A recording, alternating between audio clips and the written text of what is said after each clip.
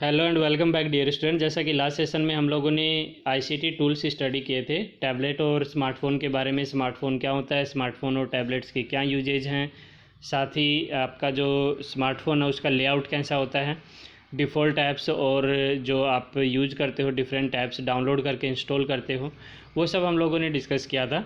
आज हम लोग पार्ट्स ऑफ कंप्यूटर स्टडी करने वाले हैं और पेरिफेरल्स, जो उस पेरिफेरल्स से यहाँ पे मीनिंग होता है जो भी डिवाइस आप कंप्यूटर से बाहर से अटैच करते हैं वो सारे पेरिफेरल डिवाइसेस होते हैं, सीपीयू में जो आप लगाते हैं। ओके, तो जितने भी आप यूज करते हो, वो चाहे आपका फ्लैश ड्राइव हो, वो चाहे आपको अलग से आपने हार्ड डिस्क यूज़ किया है, प्रिंटर आप यूज़ कर रहे हो, तो वो सारी डिवाइसेस क्या होती है, पेरिफेरल डिवाइसेस होती हैं। ओके, सो बात करते हैं बेसिक्स जो आपके कंप्यूटर सिस्टम्स के हैं, वो आज हम लोग बात करने वाले हैं उनके बारे में। सो मैक्सिमम आप जो है ये जानते हैं कि कंप्यूटर जो है वो 3 यूनिट्स में डिवाइडेड होता है, इनपुट यूनिट, प्रोसेस यूनिट और आउटपुट यूनिट।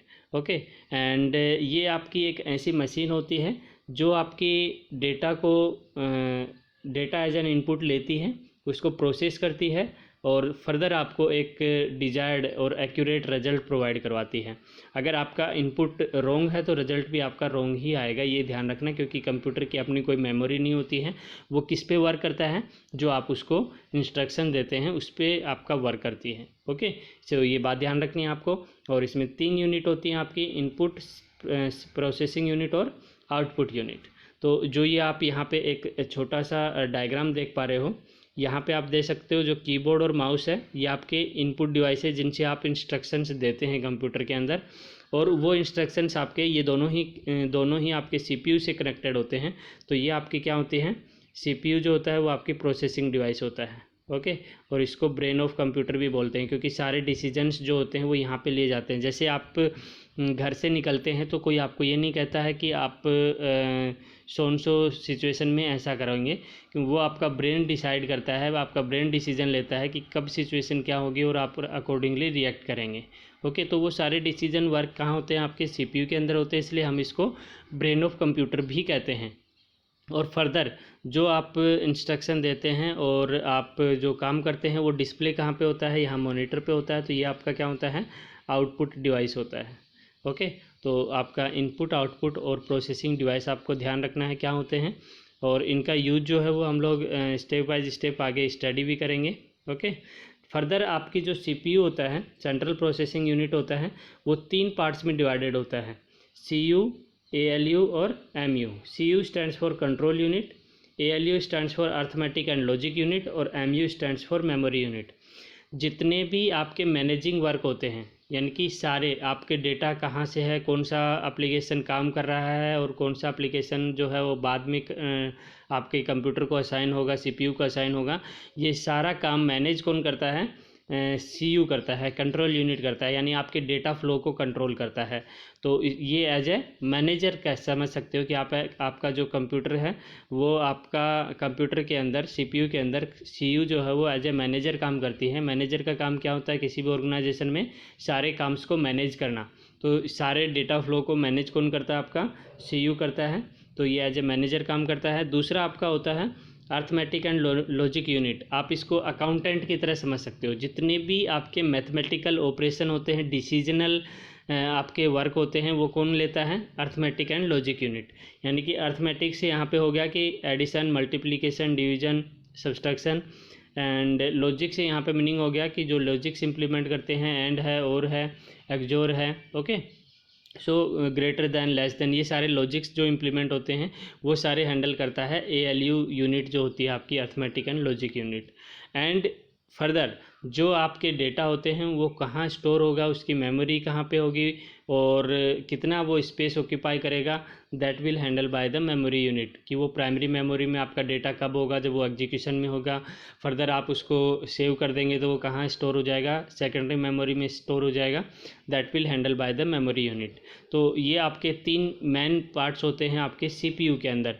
ओके, सीपीयू में ये 3 जो एक तरीके से बिल्डिंग ब्लॉक्स होते हैं आपके, प्रोसेसर जो आपका इजी वर्क कर सके इसके लिए। ओके, सो ये बात होगी। पहली बात करते हैं हम लोग इनपुट डिवाइसेस की। ओके, इनपुट डिवाइसेस जिससे आप सिस्टम को क्या करते हो, इंस्ट्रक्शन देते हो। फॉर एग्जांपल कीबोर्ड में आप क्या करते हो, जो भी आपको अगर फॉर एग्जांपल आपको फॉर्म फिल कर रहे हो तो डेटा एंट्री करते हो, कीबोर्ड की हेल्प से करते हो।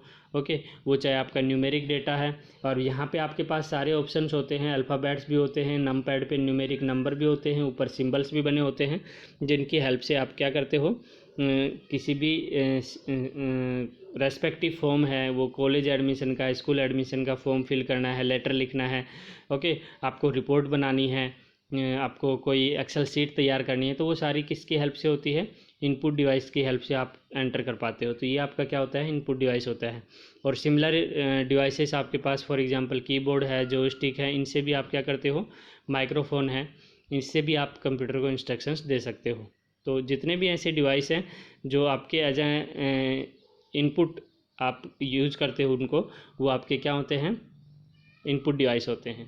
वो आपका माइक्रोफोन भी हो सकता है और वो वेब कैमरा भी हो सकता है।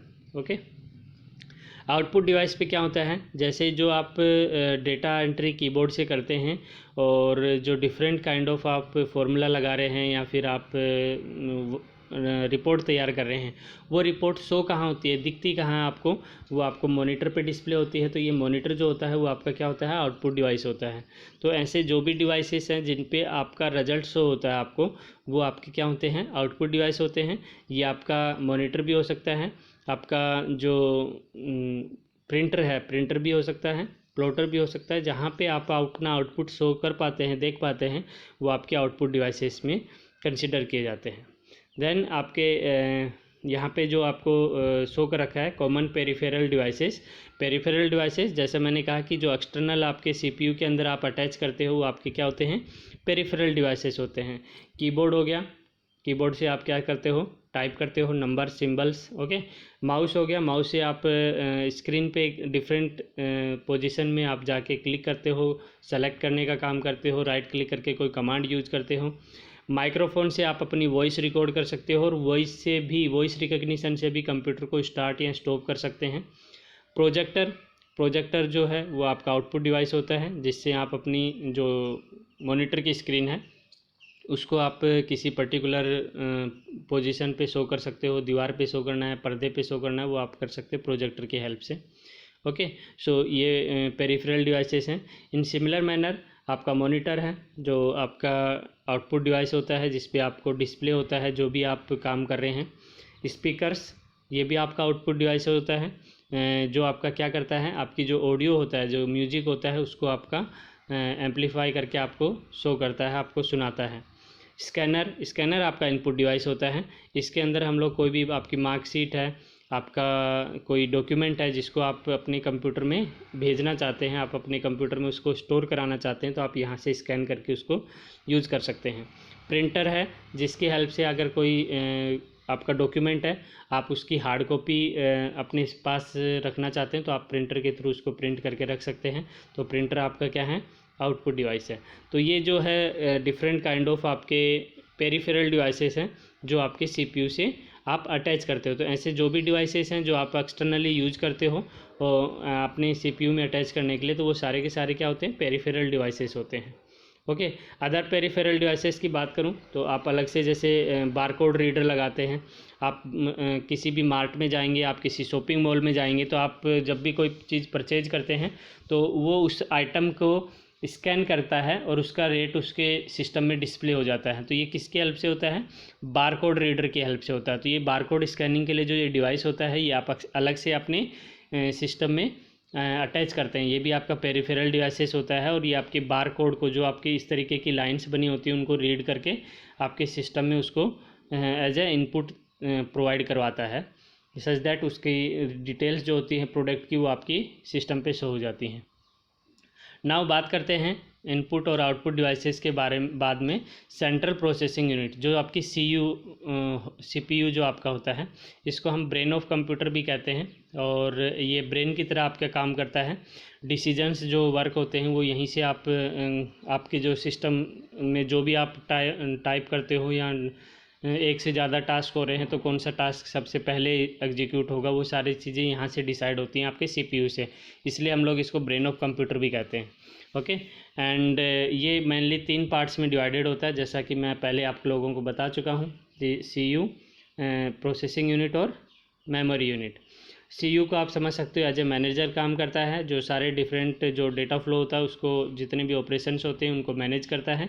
प्रोसेसिंग यूनिट जो आपका अकाउंटेंट की तरह काम करता है। मैंने कहा कि अर्थमेटिक एंड लॉजिक यूनिट जो आपकी होती है वो आपकी प्रोसेसिंग यूनिट होती है, और मेमोरी यूनिट आपकी होती है जो आपकी डेटा पर्टिकुलर जो आपका टास्क परफॉर्म हो रहा है वो रैम पे होता है, और जो आपका ऑलरेडी स्टोर्ड होता है वो आपका सेकेंडरी मेमोरी में होता है। तो कौन सा टास्क आपका किस मेमोरी में स्टोर्ड है और कब वो एग्जीक्यूट होगा वो आपका मेमोरी यूनिट में आता है। ओके, और ये आपका स्टोरेज रूम की तरह वर्क करता है। स्टोरेज रूम से मीनिंग है कि आपका डेटा प्राइमरी मेमोरी में स्टोर्ड है, सेकेंडरी में है, या फिर आपका रोम में आपका स्टोर्ड है। ओके, ये डिपेंड करता है आपका मेमोरी यूनिट पे।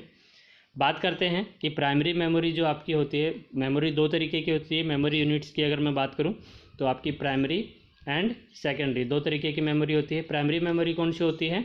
जो आपकी मेमोरी एग्जीक्यूशन टाइम पे आपका काम में आती है, वो आपकी प्राइमरी मेमोरी होती है। जब आप कंप्यूटर स्टार्ट कर रहे हैं तो आपकी प्राइमरी मेमोरी एक्शन में आ जाती है। अदरवाइज़ आपकी जो डेटा आप सेव कर देते हैं जो अभी काम में नहीं आ रहा है, वो सारा डेटा आपकी किस मेमोरी में स्टोर्ड रहता है? सेकेंडरी मेमोरी में स्टोर्ड रहता है। ओके, प्राइमरी मेमोरी भी फर्दर दो तरीके की होती है, रैम और रोम। रैम और रोम। तो रैम और रोम में क्या डिफरेंस है? देखिए, रैम होता है रैंडम एक्सेस मेमोरी और रोम होता है रीड ओनली मेमोरी। तो नाम से पता चल रहा है रीड ओनली मेमोरी में हम कोई चेंज नहीं कर सकते। और रैंडम एक्सेस मेमोरी क्या होता है?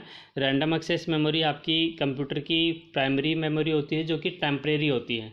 क्या होता है, जब भी आप कंप्यूटर को स्टार्ट करते हैं तो आपका ऑपरेटिंग सिस्टम जो है वो आपकी मेन मेमोरी में लोड होता है। और मेन मेमोरी में कहाँ होता है? रैम के अंदर वो लोड होता है। जो ऑपरेटिंग सिस्टम, जैसे आपका विंडोज़ ऑपरेटिंग सिस्टम है, कंप्यूटर आपने स्टार्ट किया तो वो विंडोज़ ऑपरेटिंग सिस्टम की फाइल्स आपकी रैम के अंदर लोड हो जाती हैं। फर्दर आप जो है जो भी टास्क करते हैं, जो आप फॉर एग्जांपल आप कोई गेम खेल रहे हैं तो गेम की एप्लीकेशन भी किस में लोड होती है? आपकी रैम के अंदर लोड होती है, और वो उसमें एग्जीक्यूशन, यानी कि जितनी ज़्यादा आपकी रैम होगी उतना ही कंप्यूटर की जो स्पीड होगी वो फास्ट होगी।